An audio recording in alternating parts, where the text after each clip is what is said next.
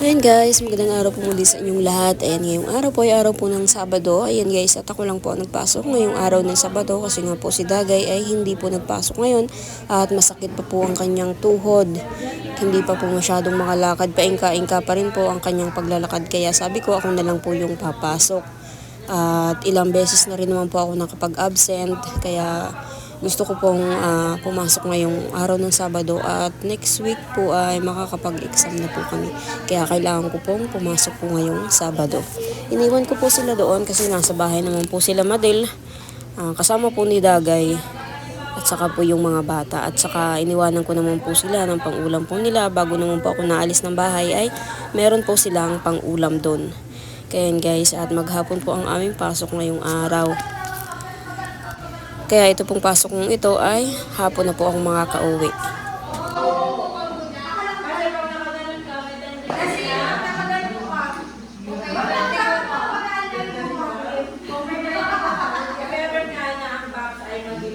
Then you have to yes, mag-ano na ano tawag doon?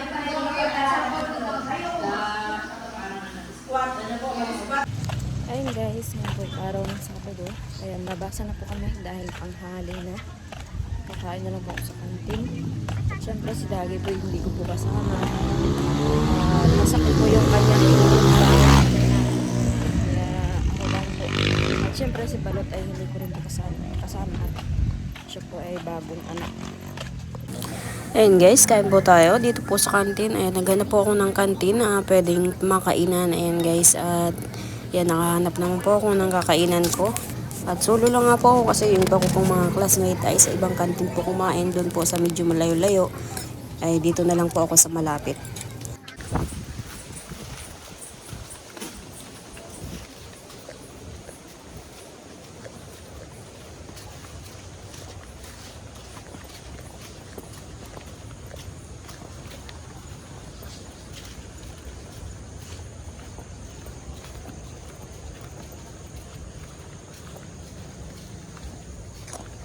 Ayan guys, at nandito po tayo sa kabilang bahay.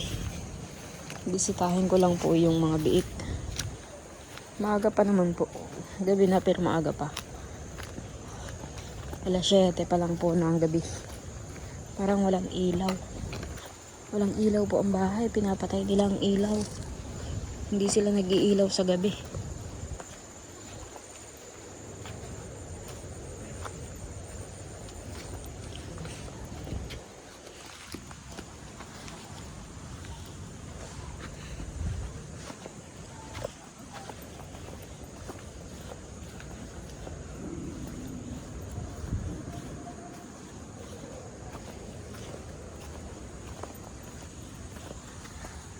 Ayan guys, dito po tayo diretso sa babuyan. At bihira nga po ang makabisita dito. At kanina po maghapon po ako nasa school.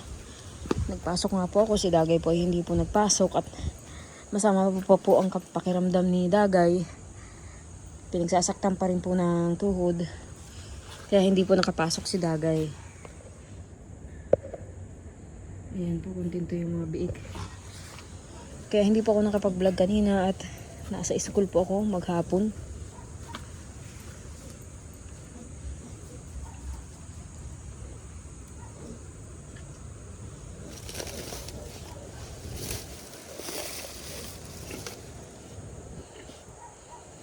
Ito yung gatas na tinitimpla ni Romel.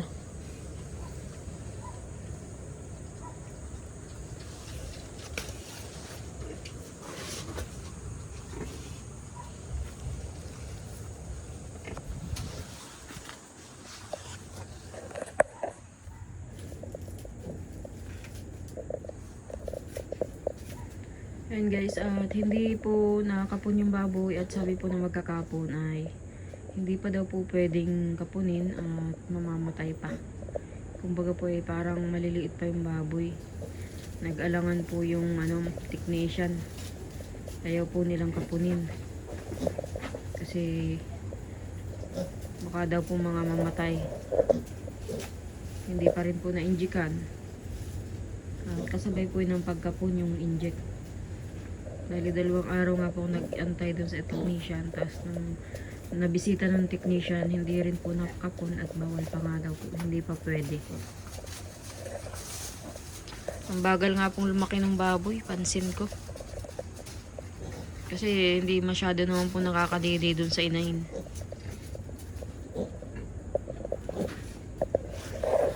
Ano yan, Kuraw? Ha?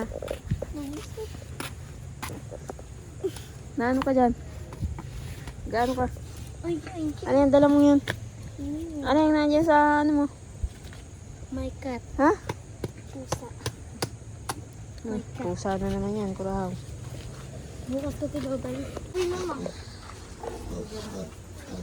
Ay, hindi sila na ano, dyan sa baba. Pag ano ay susubang ko lang Nangain. hindi naguguto. Ba't anong sabi ng magkakapon? Anong sabi? Alanganin pa daw kung kapunit maliliit. Baka daw mamatay. May liliit pa. Ano, kailangan malaki-laki. Malaki-laki pa daw. Maganda rin mga doon. May sisigla. Kaso ay maliit pa. Ano pa lang naman pala, 2 linggo. Pa lang yan. Pa lang po yan. Kaya nga, 2 linggo pa lang. Alam ko kinakapon yung mga mag-iisang buwan. Labas ng medyang at malalaki na pa. Malilit pa. Hindi ka lang bibig.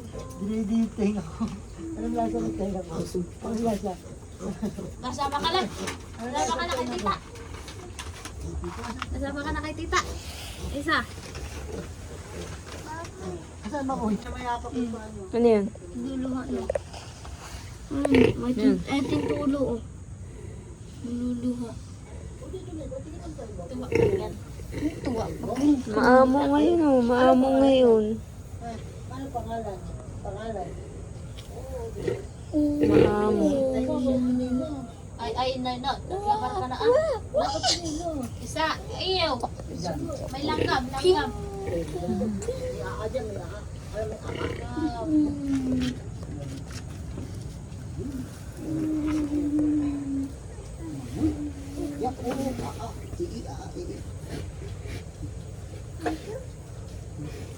Kain ka dyan, kain. Kakain ka. Papakain ka dyan.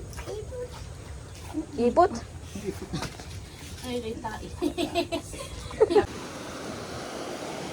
Ayun guys, nandito po kami sa tabing dagat. Si Dagay po pinaglalakad-lakad ko kasi ganun pa rin po. Nasakit-sakit pa rin po yung tuhod ni Dagay. Hindi ko po alam kung kailan maayos ang pakiramdam nito.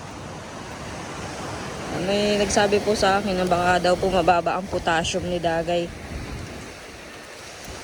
Eh dito pa naman po sa amin, walang check-up na ano, pag hindi po pupunta sa dait.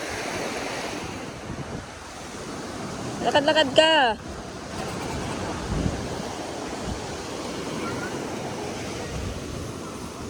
Kaya luway-luway lang po ang paglalakad ni Dagay. Pamidyas. Masakit to baga Dagay yan? Ha? 2 tuhod? Ha? Kahapon, ilang tuhod yung masakit mo? Ang isa. Pinahilot ko po uli yan si Dagay kasi nasakit po na naman ay. Nung isang araw, ganun din po. Kaya paingka-ingka na lang ang lakad ni Dagay. Paingka-ingka na lang. Ay, lakad-lakad ka dito Dagay. Oh. Mapunta po kaming bayan diretso. At masimba po kami. Madaan po kami ng simbahan. Tuloy. Ano may bilhin mo sa bayan? Ha? Ano may bilhin mo? Porcino. Ah, Prosilas yung tinitinda dun sa simbahan? Ah. Ayan guys, mapunta po kami ng simbahan. At masimba po. Madaan po kami sa simbahan. Ayan na. Lakad. Para makapaglakad-lakad po siya.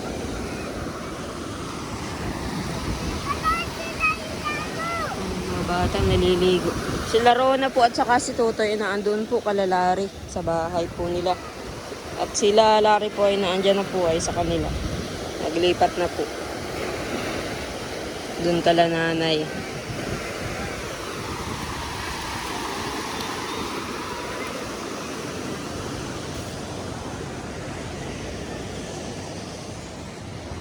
Naglalakad-lakad nga po si Dagi at nahihirapan nga pong gawa ng tuhod niya.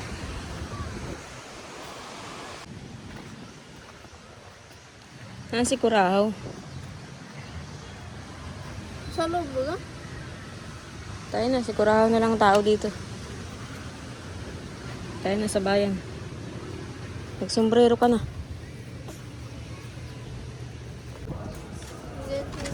Pili ka. Alin? Ito, nakupas naman ito.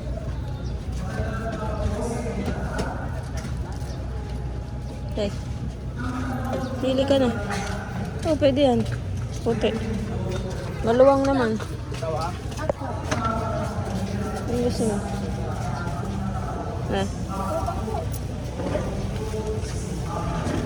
Yan, kasya na yan sa'yo. Yan na lang.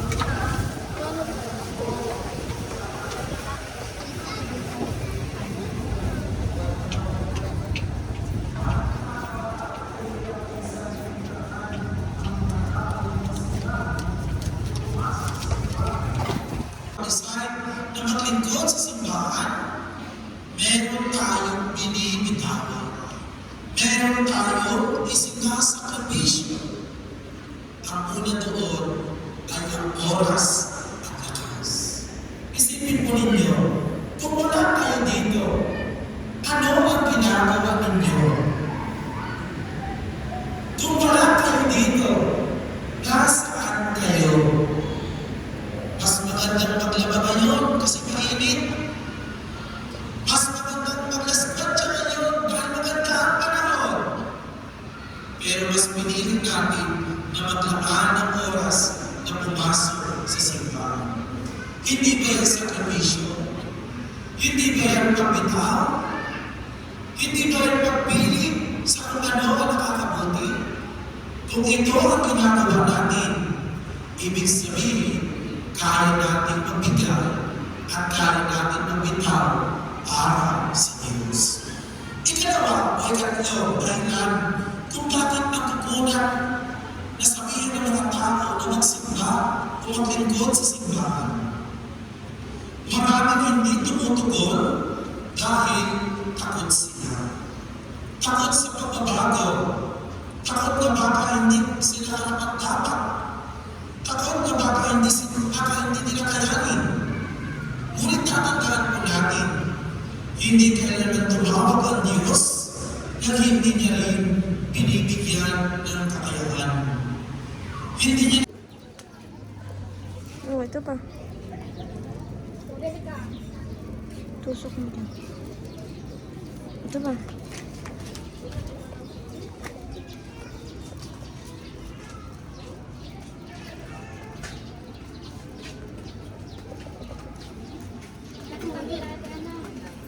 Ano?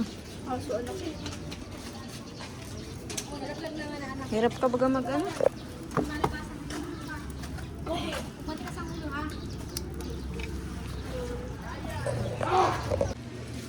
Guys, bili lang pong tubig si Dagay. Ayan guys, at dahil nga po tanghali na, luto muna po ako ng ulam po namin, longganisa. Kasimba naman na po si Dagay. Kasama ko po. Kaya nagpapahinga na naman po si Dagay doon sa kwarto. Naglakad-lakad po kami kanina. Dahil nga po tanghali na, dito na muna po ng ulam. Ito po ang ulam namin ngayong tanghali. Kain ka na Dagay? Ulam mo lang longganisa? Ayun guys, ito po yung jowa po ni Ryan.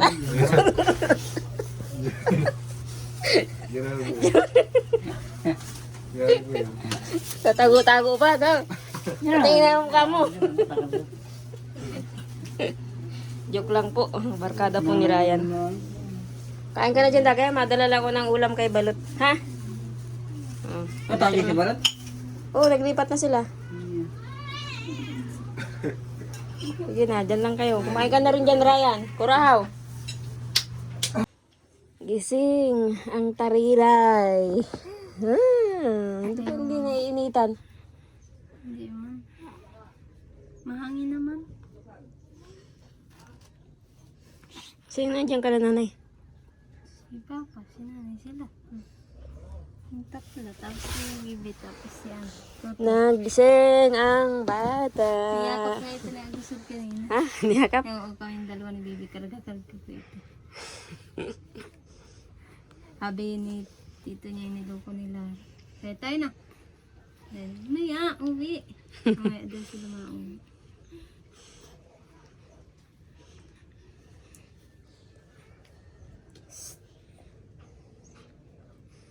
Gutot ka na sa kanila. Maganda to, may balkon dyan sa labas. Ay, sa ano.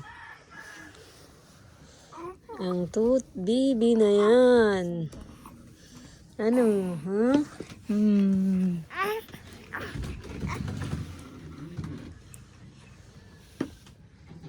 Mamaya, iiyak yan. Mamaya, iiyak na naman yan. Pag naiinip sa pagkakahiga, iiyak na yan. Pababa na. Ay, kausapin. Pababa na ang higa. Ganyan na malikot. Hindi pa kasi ang tuturukan ng DCJ. Mas nauna pang turok dito yung panlagnat baga. Kailan turok niya uli? Hindi ko alam, mapunta nga ako dyan bukas. Papaturukan ko ng BCJ. Oh, yan, may duyan. Binigay lang yan. Binigay. San Roque?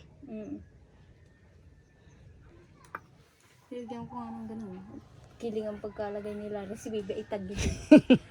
Ito ko maiayos sa tulog na kanina. Kaya nilagyan ko muna.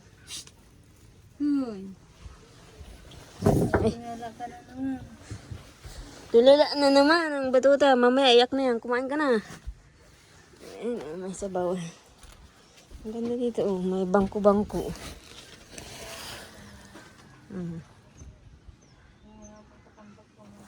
Tambayan.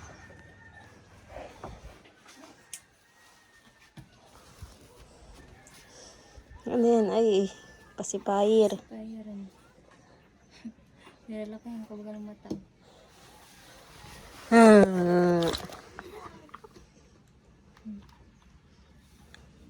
Hanggang lalaki. Ay, pahikawan nila rin. Bakit? Oo ko dun. Sugat daw. Ay, kawang sugat talaga yan. Lagyan, BBA. Meron namang pangbata talaga, yung pang baby na ano, ilalagay na panghikaw. May plato ka naman yata dyan. Nagdaan sila dito sa kabila. Sila tutoy. Baka tulog. Naduyan talaga itong hagdan ninyo ay. Nauga.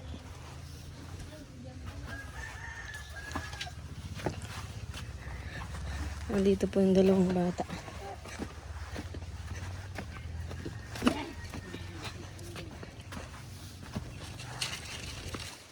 Oh, gaano kayo? Nasaan yung dalawang bata? Tulog? Tulog? Ah, tulog si Ron.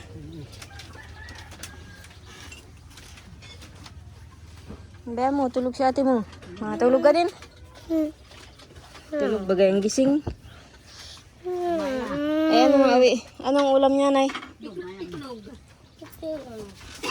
Nagkain na yan sa agusod. Nagkain na? Ginding na hindi ang ulang itlog. Ano yung tulog? Yan ang tulog ng gising. Ayan, masama ka na sa bahay?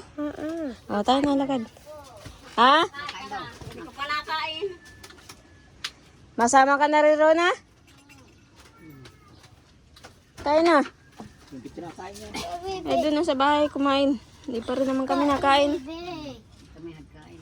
Tayo na. Lawlaw pati yung short mo. Yung puyod mo, baby. O, yung pamulad mo. Pabigat mo, yung puyod mo. Ito, labahan? O, labiti. O yan ay narito. Ang puyod mo, puyod ka.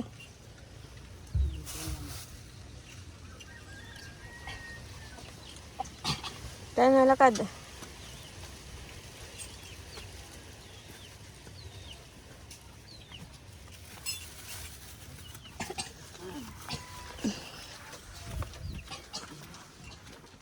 Si Tutoy naligo din? O babay na muna doon sa bibi. Tutoy. Doon sa bibi. Oo, doon sa taas. Oo. Gising naman. Lakad.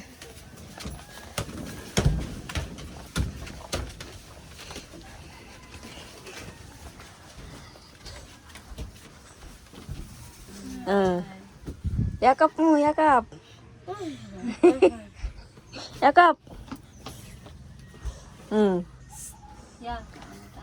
Oh. Gawin ko dyan. Bibi ano? Bibi ano? Bibi. Kiss. Sama mo na dun. Kiss mo. Kiss mo. Kiss mo. Kiss mo. Oh, nakatingin oh. Natay na. Tama yun. Nagbili ka pa ng ulam? Magkano yun? Ayan, Ayan guys, at pakakain nga po ng tanghalian. Ayan, magpapahinga po si Dagay. At masakit pa po yung paa niya. Yung tuhod pala. Pag nalakad daw po siya na parang nasakit. Kaya paingka-ingka pa din ang lakad ni Dagay. Ayan guys, at ngayon naman po, syempre, pakakain po tanghalian. Nakausap ko po yung technician ng baboy, yung pong magtuturok sana, magkakapon doon sa mga biik ko po, doon sa kabila. Ay sabi po sa akin, ibenta ko na nga daw po yung inahin kasi malulugi daw po ako ng malulugi kasi kababahog. Kasi ang sabi po sa akin, napabayaan daw po yun, yung inahin. Nagtataka nga po ako kasi nung buntis pa po yun, yung malapit ng manganak yung inahin na yun, marami pong gatas yung inahin. Halos nagtatayak po yung gatas dun sa didi nung baboy. Tapos nung pagkapanganak na, siguro, isang gabi, siguro hindi pinadidi nila Romel doon sa inahin yung biik ay maraming gatas. Siguro, hindi na padidi magdamag, tas yung pong mga biik, alam ko po dinala po nila yung mga biik doon sa bahay mismo, bahay po ni Dagay. Tinanggal po nila doon sa kulungan ng baboy, tas dinala po doon sa loob, sa bahay nga po, doon mismo nilagay sa planggana. Ay nagpaparauulan po noon, nagpasa pa nga po ng picture si Madil no na tinanggal nila yung mga biik doon sa kulungan ng baboy. Kaya siguro hindi na padidi doon sa inahin yung mga biik magdamag at saka maghapon. Nabanggit naman po sa akin ni Jason. Sabi ni Jason ay 2 araw daw po na naandun sa malaking bahay yung biik. Pero sabi naman sa akin ni Romel, pinadididi daw niya doon sa inahin. Kaso nga lang, siguro nalilimpasan, kumbaga po natatagalan na ipasuso doon sa inahin. Kaya tumigas yung didi. Hindi, kumbaga, kaya naigahan. Yun din po ang sabi sa akin ng technician. Kumbaga po ay hindi nasuso ng biik yung gatas. Kaya tumigas yung gatas. Kaya ngayon wala nang gatas yung inahin. Kaya ang sabi sa akin ng technician, mas mabuting ibenta ko na yung inahin kasi malulugi na daw po ako ng malulugi. Lalo na po ngayon pababa na daw po ang inahin. Pababa na daw po ang presyo ng baboy ngayon. Tapos isa pa pong yung biik nga po ay nag-alangan po na kapunin yung mga biik kasi mahihina. Baka daw po mga mamatay. Tsaka hindi rin po ininjikan. Mas magagastusan daw po ako ngayon kasi susuplayan ng gatas ng biik kasi wala na nga pong nadididi dun sa inahin. Ay ngayon, kaysa malugi pa ako dun sa inahin, maghahanap po ako ng buyer. Mababa daw po talaga ang presyo ngayon ng 80 na lang po ang kilo, na kung ipapatak po sa kiluhan yung inahin, 80 pesos po ang isang kilo ng baboy. Sa buhay po yun.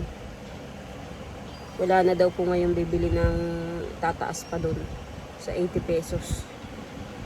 Kaya nagkataon na naman na nasa mababang presyo po kami ngayon. Kasi pababa ng presyo ng baboy. Sabi po sa akin doon nung mga binibilhan ko ng bahog at saka yung nagtuturok nga po dun sa baboy po namin yung technician. Kaya ngayon, dahil nabanggit po sa akin nila Romel, ni Madil, na nakausap nila si Kuya Eboy, na parang gusto nilang bilhin yung inahin ko. Ngayon, kakausapin ko pa lang po kung magkakasundo po kami sa presyo. Kasi ang may mga naman po, sasabi sa akin kaso masyadong mababa po yung presyo po nila. Sabi nga po talagang ganun na nga daw po ang presyo ng baboy ngayon. Makin nyo po, bibilhin na lang po yung inahin ko po na halagang 15,000 na lang o tatawad pa. Mababa nga daw po ang ngayon, ang bilihan pagdating sa inahin. Ayan guys, update ko na lang po kayo sa sunod ko pong video para makapag-upload po ako. Hindi po ako nakapag-upload kahapon kasi nga po maghapon po ako nasa school. Tapos kanina, nagsimba naman po kami ni Dagay kaninang umaga. Tapos nagtanghalian, nagluto pa po ako. Kaya ngayon lang po makakapag-upload. Ayan guys, maraming salamat po ulit sa panonood po ninyo sa bawat vlog namin ni Dagay. At syempre sa lahat din po ng sponsor. Ayan, sa mga viewers po, maraming salamat po sa inyong lahat.